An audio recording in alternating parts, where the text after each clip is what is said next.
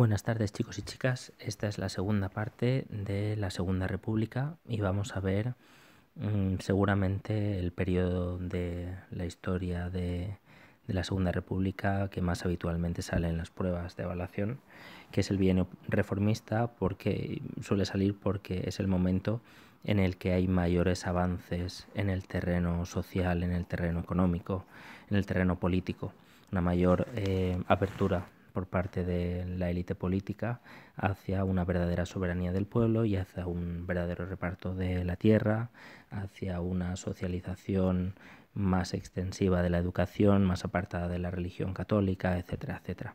Ahora es el momento de las grandes reformas y por eso recibe este nombre de bienio reformista. Vamos a leerlo y me iré deteniendo como siempre en alguno de los momentos para comentaros algo más en profundidad. El bienio reformista. El bienio reformista se extendió desde diciembre de 1931, que es cuando se aprueba la Constitución, hasta noviembre de 1932. Una vez aprobada la Constitución, se decidió la continuidad de las Cortes, convertidas ya en ordinarias, y se eligió a Aniceto Alcalá Zamora, primer presidente de la República. Vale, tened en cuenta que habitualmente cuando se elabora una Constitución nueva, en primer lugar, se vota en las Cortes y una vez que se vota en las Cortes y se tira para adelante, luego suele haber un referéndum. En este caso no es así, ¿vale? En este caso la Constitución se aprueba con los votos de las Cortes simplemente, no hay un referéndum. Azaña en esos momentos, Manuel Azaña, se convertía en presidente del gobierno y conservaba la cartera de guerra. Alejandro Lerroux rechazó el programa de cambio social de los socialistas y pasó a la oposición. La unidad republicana del 14 de abril se había roto. Acordaos, la República empieza con el pacto de San Sebastián que une a la izquierda y a la derecha republicana, que coincidían en el hecho de ver como mal principal la monarquía de los Borbones y que había que desplazarla, pero en estos momentos, cuando la República ya empieza a tirar hacia adelante, se rompe esta unidad entre derecha e izquierda y aparecen bloques ideológicos claros. ¿Vale? Muy bien. 2.1. Las fuerzas de oposición a la República. El gobierno presidido por Azaña, constituido ahora por los partidos republicanos de izquierdas y por los socialistas, planteó un ambicioso programa de reformas cuyo objetivo era la modernización del país. Sin embargo, su actitud poco dialogante y las divisiones ideológicas entre los miembros del gobierno limitaron la eficacia de sus planes. Azaña fue atacado desde la derecha por el Partido Radical de Lerroux, cada vez más centrista, por los católicos, que comenzaban a reorganizarse, Fundación de Acción Popular en 1933 y de la CEDA, Confederación Española de Derechas Autónomas, y por los monárquicos tanto en su rama alfonsina como carlista. A la heterogeneidad de las fuerzas gubernamentales se sumaba un contexto difícil en el que coexistían importantes fuerzas de oposición al nuevo régimen republicano. Vale. Desde un primer momento, la oposición va a conformar un bloque bastante fuerte, va a haber una reorganización de las fuerzas fundamentalmente de derechas, sobre todo a partir del sustrato común del catolicismo, un catolicismo además herido por la quema de conventos y el asesinato de numerosos miembros del clero. Y digamos que ese sustrato común católico se va a organizar en torno a la CEDA, que como veremos aquí se llama Confederación Española de Derechas Autónomas, es decir, es un punto en común, un punto de encuentro entre diferentes sensibilidades de derechas. Fuerzas políticas y sociales durante la República, pues las vemos aquí, ¿vale? Esto pues no es necesario verlo, son los diferentes partidos. Vemos que hay una izquierda, que puede ser tanto burguesa como autonomista como obrera, ¿vale? La más revolucionaria, por así decirlo. Luego hay un centro que fundamentalmente está ocupado, al menos en principio, por el Partido Radical de Lerroux. Vuelvo a incidir en la paradoja de que un partido radical sea el partido de centro. Y luego la derecha, como veis al principio muy dividida, pero que al final se va a unificar bastante con la CEDA, ¿vale? Aunque parte de una derecha católica, pero que va a asumir buena parte de las demandas de otros partidos de derechas. Muy bien. Contexto de las fuerzas de oposición. Aquí vemos tres elementos, ¿vale? Y digamos que son elementos que van a actuar en un ambiente en el que la República todavía está por consolidarse. ¿De acuerdo? Estamos aún en tierras movedizas y en estas tierras movedizas se va a plantear una oposición que no va a ser una oposición en un régimen consolidado, que sería una oposición, pues eso, que tendiera en primer lugar a ser alternativa de gobierno, a entrar dentro de un cierto turnismo, en este caso no pactado, como en la Restauración, pero vamos, que esa falta de rodaje de la República va a hacer que la oposición pues tenga elementos que luego van a ser importantes a la hora de deshilachar lo que había sido el consenso republicano.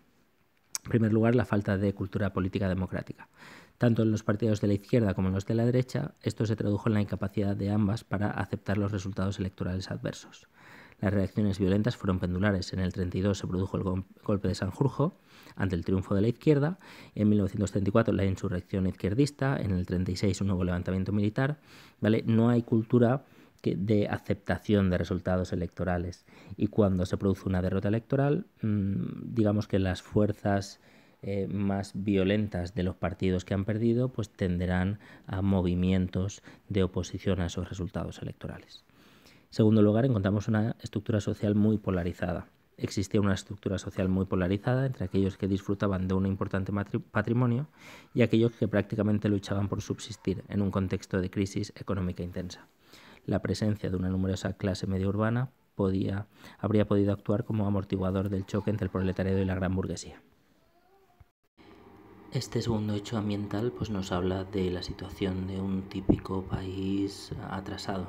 Es verdad que España había avanzado bastante, lo vimos en la dictadura de Primo de Rivera, pero todavía seguía subsistiendo esa profunda desigualdad que es característica típica de países en los que los poderosos han tenido la voz frente a una mayoría silenciada, cuando no directamente explotada. Y la tercera de estas características, como ya digo, ambientales, fue la escasa base social. Fue determinante la escasa base social sobre la que se sustentaba el régimen, ya que prácticamente solo estaban los partidos republicanos de centro-izquierda y centro-derecha, singularizados en sus dirigentes Manuel Azaña y Alejandro Lerroux. A su lado existían poderosas fuerzas políticas que no aceptaron el régimen o lo hicieron con serias limitaciones o ambigüedades. Y aquí vemos en los siguientes dos párrafos esa soledad de la República, es decir, la República se creyó en ella, estaba frente a la monarquía, pero cuando empezó a andar, muchos de ellos, digamos que pusieron muchas piedras en ese camino para hacerla tropezar y caer finalmente, tanto por la izquierda, como señala el primer párrafo, pues los anarquistas de la CNT y de la FAI, comunistas, nacionalismos, periféricos, y por la parte de la derecha, pues aquellos monárquicos desagraviados, agraviados en este caso, o la Falange, que empezaba su camino hacia un régimen autoritario, o aquella gran élite del turnismo político que veía desde el primer momento de la República como un enemigo a vencer. Digamos que dinamitaron ya desde su inicio un acontecer normal y normalizado de la República Española. A esto viene a sumarse el problema religioso, y el problema religioso se sustenta sobre todo en que el republicanismo, y sobre todo el republicanismo que surge con las primeras elecciones republicanas, es un republicanismo con tendencias laicas o que tienden a separar el Estado de la religión. Y aquí tenemos al lado uno de los discursos más de Manuel Azaña en el Congreso de los Diputados, en los que señala su pensamiento. Vamos a leerlo. Yo no puedo admitir, señores diputados, que a esto se le llame problema religioso. El auténtico problema religioso no puede exceder de los límites de la conciencia personal, porque es en la conciencia personal donde se formula y se responde la pregunta sobre el misterio de nuestro destino. Porque nuestro Estado, a diferencia del Estado antiguo que tomaba sobre sí la curatela de las conciencias y daba medios de impulsar a las almas, excluye toda preocupación ultraterrena y todo cuidado de la fidelidad, y quita a la Iglesia aquel famoso brazo secular que tantos y tan graves servicios le prestó. Se trata simplemente de organizar el Estado español con sujeción a las premisas que acabo de establecer. Este texto, no sé si pertenece al mismo, pero creo que sí, y excluye seguramente la que es la frase más importante y la que más historia ha tenido, que Azaña como conclusión, no sé si como conclusión o como introducción a esto, señala que España ha dejado de ser católica. Claro, muchos tomaron esto como una gran provocación, lo que se llama una butad, es decir, algo tremendo que se dice para captar la atención y que, bueno, que lo que pretende es eso, es provocar una explosión para luego pues explicarla y ver la radicalidad de un pensamiento. Radicalidad en el sentido de ir a la raíz del problema. Y es esa España ha dejado de ser católica no en el sentido, y este fue el sentido que le dio Azaña, no en el sentido que los españoles hubieran dejado de ser católicos, sino que España como institución, como Estado, como administración, dejaba de considerarse católica. Es decir, ¿qué es eso? Que un Estado, un ente institucional, como digo, se declare de una confesión determinada. Es decir, la confesión pertenece a las personas, a los individuos, no al Estado, y el Estado no tiene por qué proteger mentalidades que son privativas de cada una de las personas que conforman ese Estado, no del Estado en sí. Problema religioso frente a esta concepción del Estado laico. ¿Vale? Encontramos, pues, como siempre, cuando toca la religión, grandes enfrentamientos, grandes puntos de choque. La quema de conventos, además de mayo del 31, había abierto una brecha entre la República y los católicos, que la Constitución ahondó. Sus cláusulas anticlericales respondían a los planteamientos clásicos de la izquierda española, que consideraba a la Iglesia una rémora para el progreso. Y en buena medida eran también una reacción ante el enorme peso, tanto social como político, que había llegado a ejercer la Iglesia durante la Restauración. El gobierno de Azaña, responsable de la famosa frase que pertenecía a ese fragmento que hemos leído de España ha dejado de ser católica, desarrolló los preceptos constitucionales en materia religiosa, el artículo 26, con dos medidas fundamentales.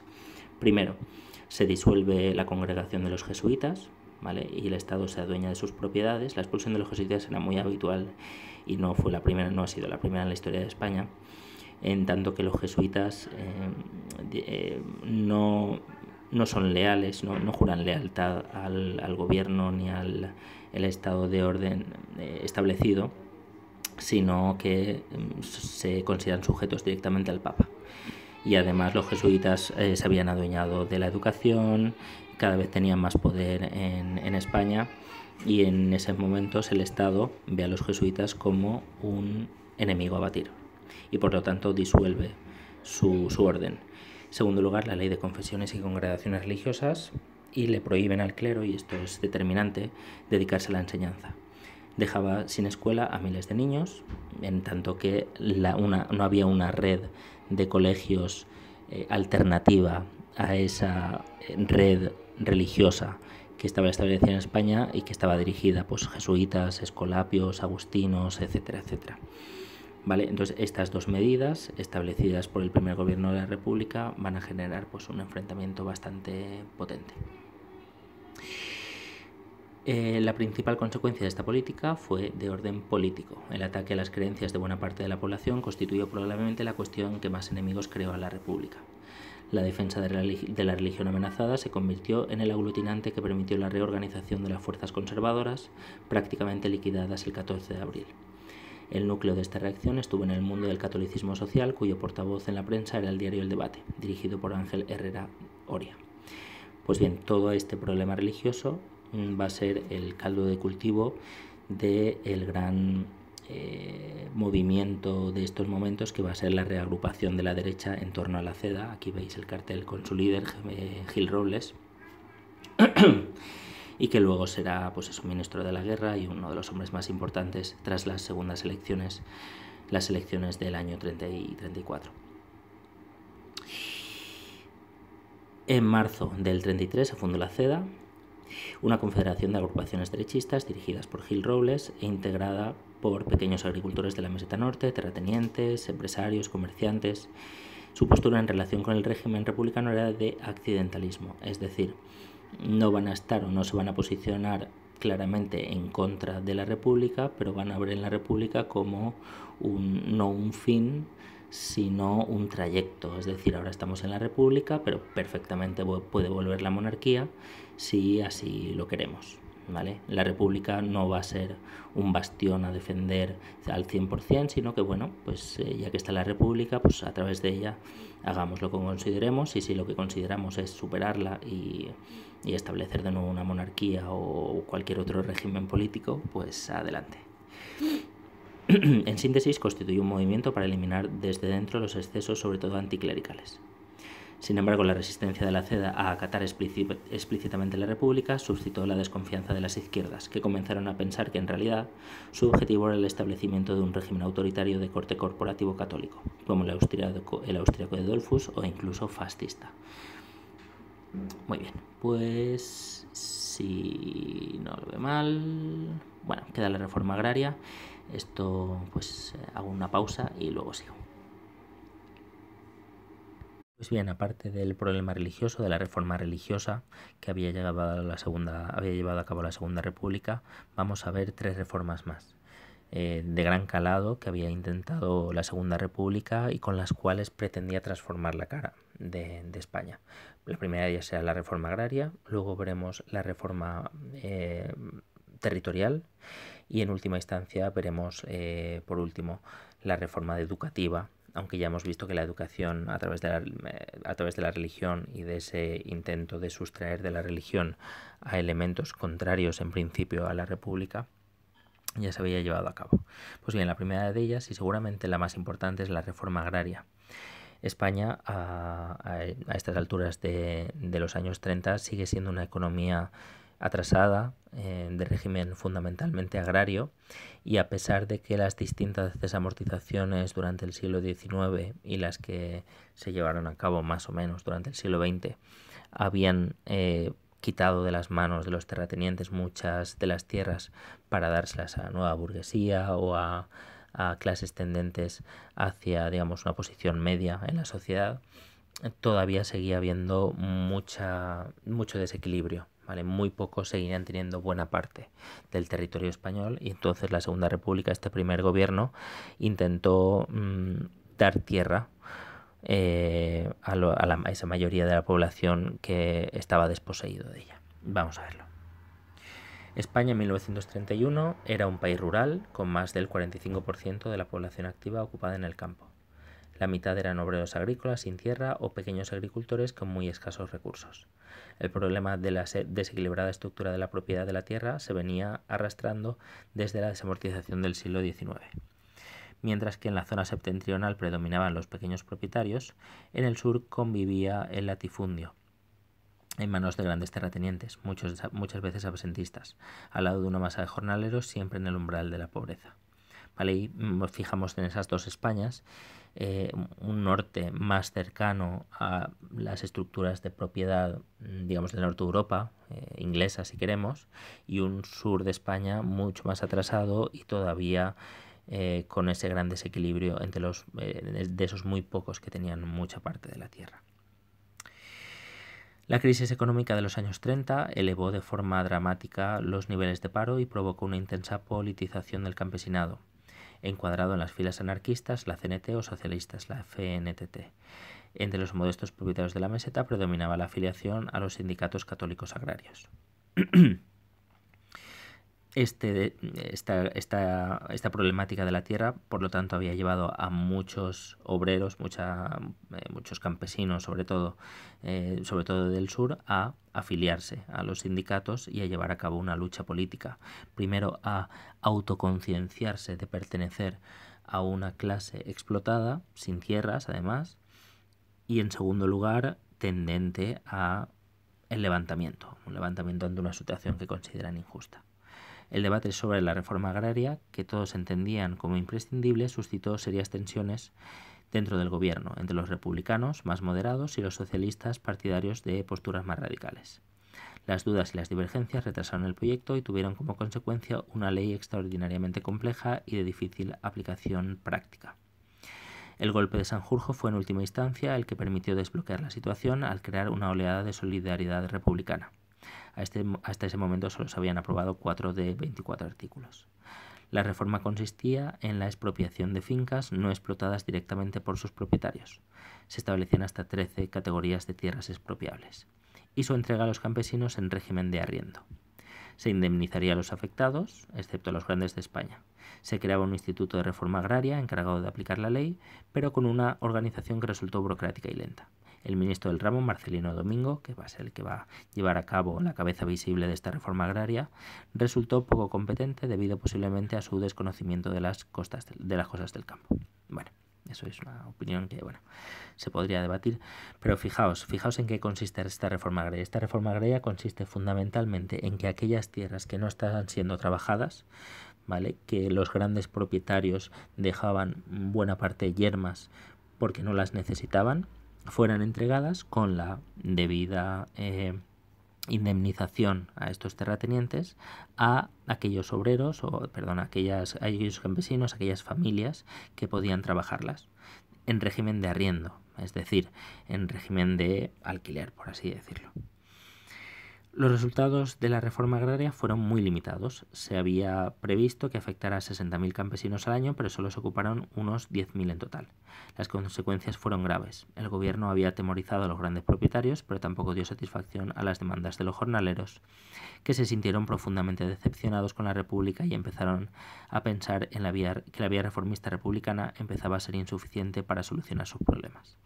Bueno, se había abierto aquí un melón, por así decirlo, y ese melón medio abierto había descontentado a todos.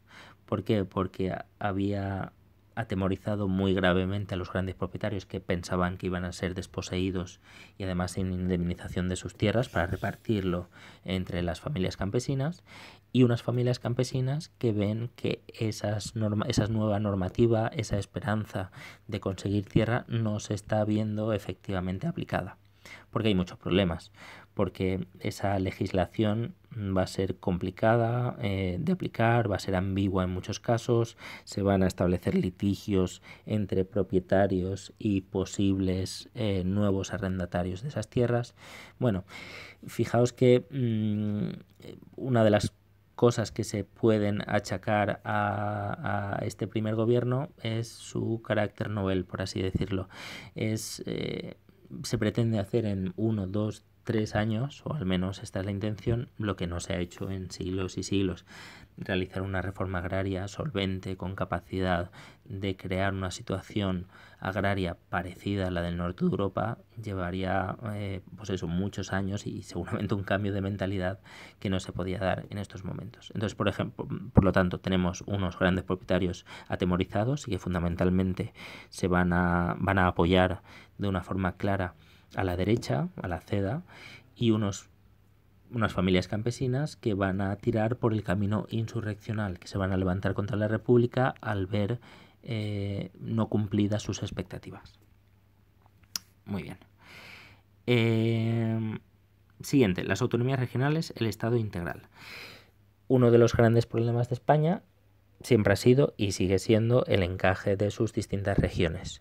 Y en la Segunda República se va a tratar de conformar una situación en el Estado español, es decir, en lo que es su estructura administrativa, que dé voz a las distintas regiones y a sus distintas demandas para permitir que España como país avance de una forma normal, sin estar siempre pendiente de esas tensiones territoriales que parecían que continuamente iban a desgajar el territorio.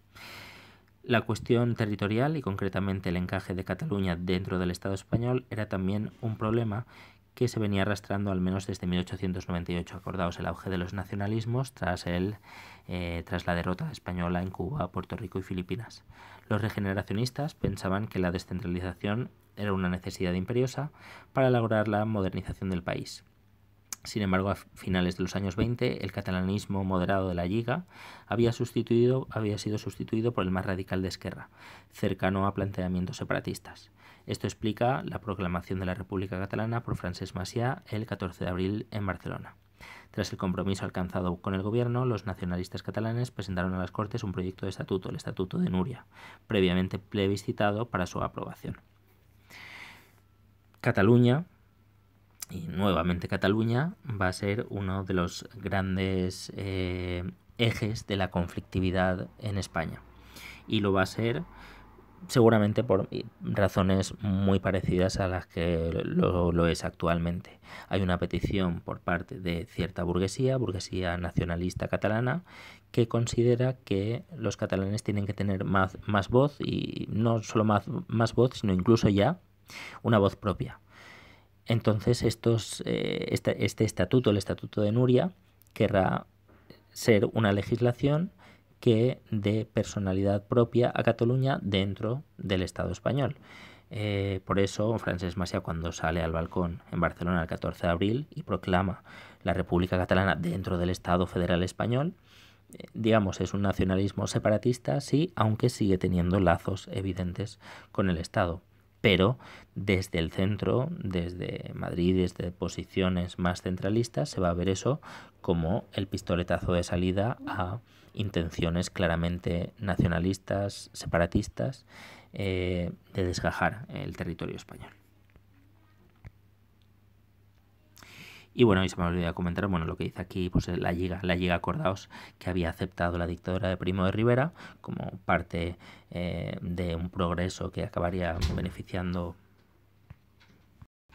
Bueno, tras la irrupción de mi hija, recupero el hilo, que no sé muy bien por dónde me he quedado, pero no sé, acordaos que la Lliga regionalista había aceptado la dictadura de Primo de Rivera como, digamos, régimen que venía bien para estabilizar la economía y para dar impulso a la industria, y por lo tanto, con la destrucción de esa dictadura y con el paso a la República, ese lastre de haber apoyado una dictadura centralista como la de Primo de Rivera va a pesar en la Lliga y va a cambiar, digamos, el referente nacionalista, que pasará a ser Esquerra, con su impronta mucho más nacionalista separatista, ya que veis la estelada, que por primera vez se convierte en el símbolo del independentismo catalán. Seguimos. Los debates en las Cortes fueron enconados, es decir, muy fuertes. Los socialistas eran los más reticentes a ceder competencias del Estado, en lo que coincidían con las derechas, mientras que Azaña pensaba que la autonomía era la mejor manera de ganar Cataluña para la República. Miguel de Unamuno y José Ortega se opusieron con encendidos discursos.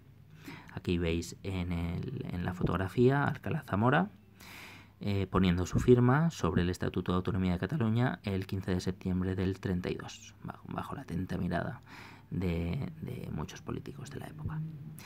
Como ocurrió con la reforma agraria, el acuerdo se consiguió como consecuencia del fracaso de Sanjurjo. ¿Vale? Sanjurjo es un golpe de Estado, ahora lo veremos, un intento de golpe de Estado que no triunfa, pero que consigue consolidar el régimen republicano y aunar fuerzas en un régimen republicano, un gobierno republicano, que en principio estaba más dividido por las distintas posturas en cuanto a los distintos temas. Tras los retoques en las Cortes, la Generalitat se convirtió en la máxima representación del Estado en Cataluña y no en la representación del poder popular catalán, como hubieran deseado los nacionalistas.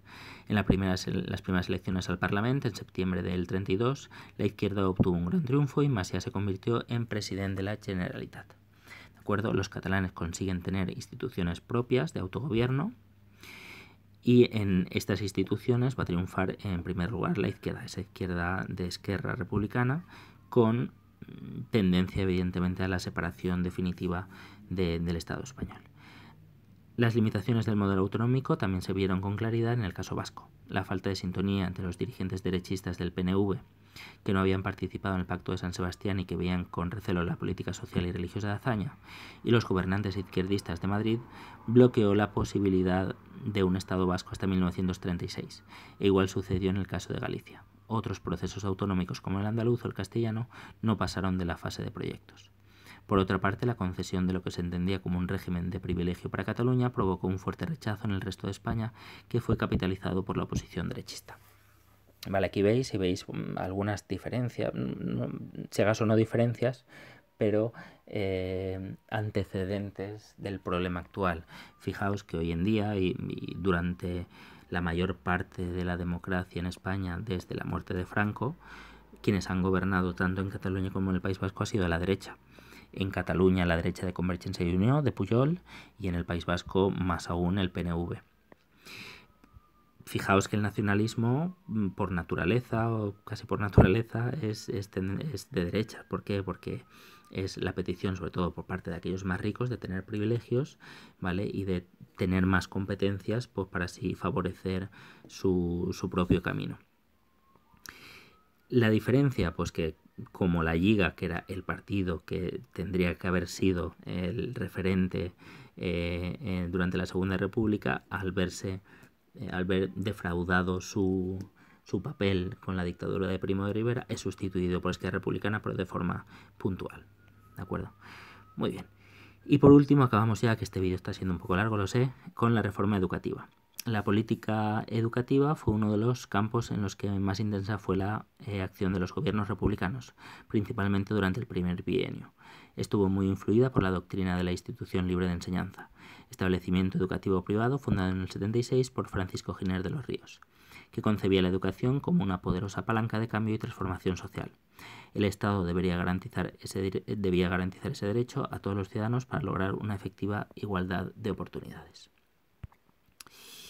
Muy bien.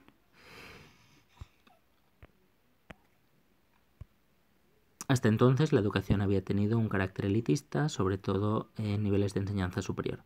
La tasa de alfabetismo era en el año 31 del 31%, casi el 40% de las mujeres. Las principales reformas en el terreno educativo fueron desarrolladas por los ministros de Instrucción Pública Marcelino Domingo y Fernando de los Ríos. Muy bien, ¿en qué consiste? ¿Cuáles los objetivos de la reforma educativa? Están claras. Es que la educación llegue a cada vez más gente e iguale socialmente a los españoles, ¿vale? Que acabe con las desigualdades de cuna que se habían perpetuado en España pues desde tiempos inmemoriales. ¿Y cómo se va a intentar llevar a cabo eso? Pues con estas reformas que vais a ver. Primero, con la consecución de una enseñanza laica. Fue la razón de fondo del enfrentamiento con la Iglesia, que poseía una importante infraestructura educativa propia. La importancia de los republicanos de izquierdas coincidían la importancia que los republicanos de izquierda concedían a este tema explica que en la Constitución se incluyera la prohibición a las órdenes religiosas de dedicarse a la enseñanza. Esta medida se aplicaría, como hemos visto, solo en parte. Se declaró la voluntariedad de la enseñanza religiosa. Eso en primer lugar, ¿vale? Quitar de las manos de las órdenes religiosas la educación, ¿vale? Para que fuera una educación laica y abierta a los ciudadanos. Reforma pedagógica. Se implantó la coeducación de niños y niñas, ¿vale? Eso es algo muy novedoso. Antes había colegios para niños, colegios para niñas. Ahora es el primer momento en el que se unen, ¿vale? Los dos sexos en el proceso educativo. Se introdujeron cambios en los planes de estudio y en los métodos y técnicas docentes. Se dedicó especial atención a la formación de maestros y maestras y se reformaron las escuelas normales de magisterio. Se instituyó la inspección de primera enseñanza. Más cosas. Se construyen escuelas e institutos fundamentalmente para salir del paso de esa prohibición a las órdenes religiosas que tenían establecimientos por toda España. Fijaos, entre 1932 y 1933 se habilitaron 6.500 nuevas escuelas. En 1931 había 32.600 y se abrieron 30 nuevos institutos de enseñanza media. Además, se aumenta el salario de los profesores hasta un 50%. Fijaos que había un dicho, eso que se decía que eres más pobre que un maestro de escuela, ¿vale? O pasas más hambre que un maestro de escuela porque el salario que recibían los maestros y profesores era muy bajo. Incremento del número de becas para que ningún estudiante capacitado se viera obligado a abandonar sus estudios por necesidades de otro tipo, y creación de misiones pedagógicas muy importantes que lo que pretenden es llevar la educación a los pueblos, ¿vale? Aquellas zonas agrarias separadas de las grandes ciudades y que habían sido un yermo educativo durante muchísimos años, ¿vale? Muy bien. El balance de estas reformas fue globalmente positivo, aunque también hubo puntos oscuros: la insuficiencia de edificios para hacer frente al cierre de los centros de la Iglesia, la falta de preparación de numerosos maestros que fue necesario contratar, los llamados cursillistas, y un cierto sectarismo anticlerical que impregnó todo el proceso. Bueno, debatible también, ¿vale? Estoy viendo, bueno, que este libro, no sé, al menos en este tema, intenta ofrecer visiones de izquierdas, de derechas, no sé, ¿vale? Y Por lo tanto, algunas de las cosas que dice, pues bueno, son debatibles en uno y otro lado. En este sentido, lo que yo veo es que se parte desde una posición negativa. Fijaos que al menos este bienio, el bienio reformista, se está viendo primero fundamentalmente en qué consecuencias, en qué reacción va a provocar estas reformas en la oposición y cómo estas reformas van a ir caldeando el enfrentamiento y el ímpetu, la actitud de los sectores de la derecha. Bueno, es verdad y en parte es así, y de hecho veremos que el siguiente bienio es una consecuencia de esto, pero bueno, también puede explicarse este tema desde el sentido positivo de las cosas que se pretendieron hacer en este periodo de tiempo en que los reformistas republicanos estuvieron en el poder en España. Muy bien. Y por último, vamos a ver la Sanjurjada y la conflictividad social. ¿Vale? Muy rápidamente, el 10 de agosto de 1932 se produjo el intento de golpe de Estado del general Sanjurjo. En principio no parecía dirigido contra la República, sino más bien contra determinadas políticas del gobierno social hazañista. Sobre todo los temas, pues eso, que enfadaban fundamentalmente a las élites que había en España hasta entonces. El tema de las autonomías, el tema anticlerical, las reformas militares que se estaban llevando a cabo. Este golpe de Estado solo triunfa en Sevilla, es decir, solo los cuarteles de Sevilla respaldan a Sanjurjo en su levantamiento y fue aplastado con facilidad. En respuesta, el gobierno ordenó la suspensión de más de un centenar de periódicos derechistas, entre ellos ABC y Debate, durante meses. Digamos que el gobierno hazañista le ve las orejas al lobo, ve a los militares como un problema, una amenaza para la República y empieza a llevar a cabo un intento de acallar las voces contrarias a la República, en el sentido de que el gobierno lo que pretende es consolidar el régimen republicano, ¿vale? Tendente, en principio, a, conforme se fuera consolidando ese régimen republicano, a abrir la mano mayor a las críticas. Pero sí que es verdad que durante estos primeros años la censura por parte del gobierno fue muy elevada, fundamentalmente por esa razón, para dar tiempo a la República a consolidarse. Lo que pasa es que, en ese sentido, también se podría decir que la derecha o aquellos elementos contrarios a las políticas que se estaba llevando a cabo el gobierno de Azaña, bueno, pues también tenían derecho a hacer su política y a tener sus medios y a caldear el ambiente si así lo consideraran oportuno. Al final es una cultura democrática que evidentemente en España todavía no estaba consolidada y, como hemos visto al principio del tema, el cambio de gobierno, cuando no estaba pactado de antemano, como en el caso de la Restauración, pues era complejo, era bastante complicado. Y eso pasa todavía hoy, o sea, muchas veces cuando hay elecciones se oye muchas veces, pues si ganan esto me voy de España, y si ganan los otros, pues también me voy a Rusia.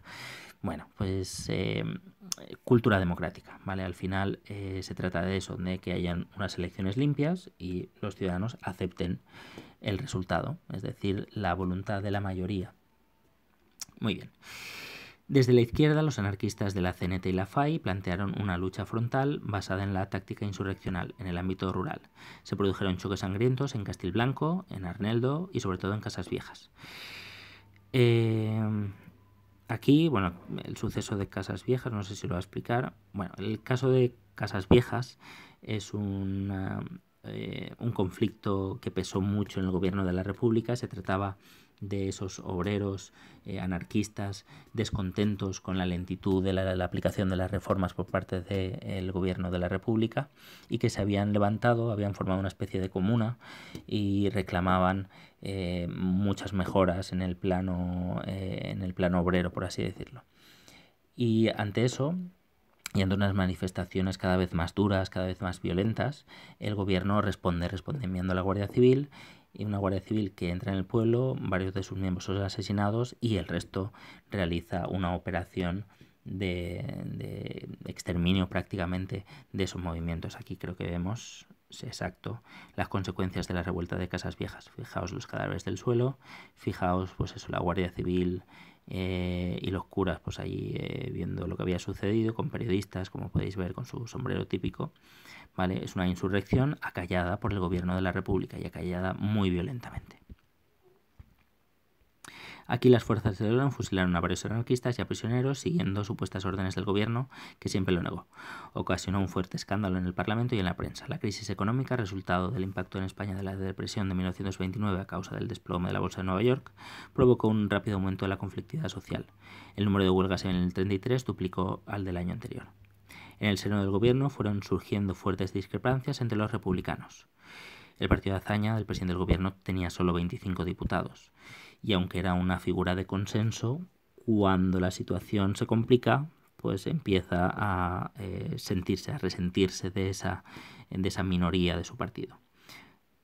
Como vemos, discrepancias entre republicanos y socialistas. Estos últimos, progresivamente desencantados ante la lentitud de las reformas, fueron radicalizando sus posturas, ¿vale? Los socialistas, que accidentalmente habían aceptado el régimen parlamentario, aunque en un principio tenían evidentemente como movimiento marxista-leninista un sentido de levantamiento antisistema y de lucha de clases que tiene que llevar a la dictadura del proletariado, va resurgiendo esa naturaleza inicial revolucionaria del socialismo.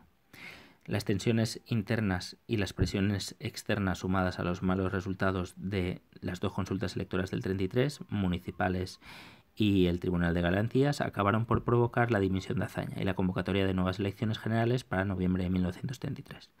Vale, fijaos, a la República se le acaba ese impulso inicial, ese impulso que se había tomado con el Pacto de San Sebastián de un acuerdo entre grupos muy diferentes, fijaos, primero incluso entre republicanos de derechas y de izquierdas, que habían pactado tirar abajo la monarquía.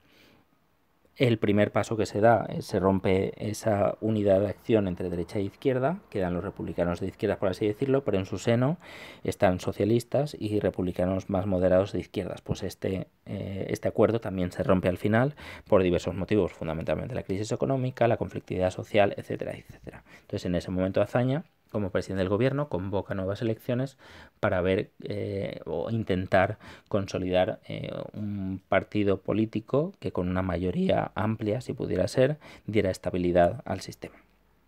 Vale, bueno, pues con esto concluimos. Bueno, aquí tenéis una foto de Sanjurjo, ¿vale? De este que se levantó contra el gobierno de Azaña, y el suceso de Casas Viejas, que bueno, que es interesante buscar algún vídeo, porque veréis que es un episodio que muy significativo de la conflictividad de estos años y de esa mala prensa que al final de este bienio va a tener el gobierno republicano por parte de las derechas, por ser muy revolucionario, ¿vale? Y por amenazar con la desposesión, pues, de las tierras a los grandes, y por parte de la izquierda porque se le reclama una mayor celeridad, una mejor aplicación, un mayor ímpetu en la aplicación de estas reformas.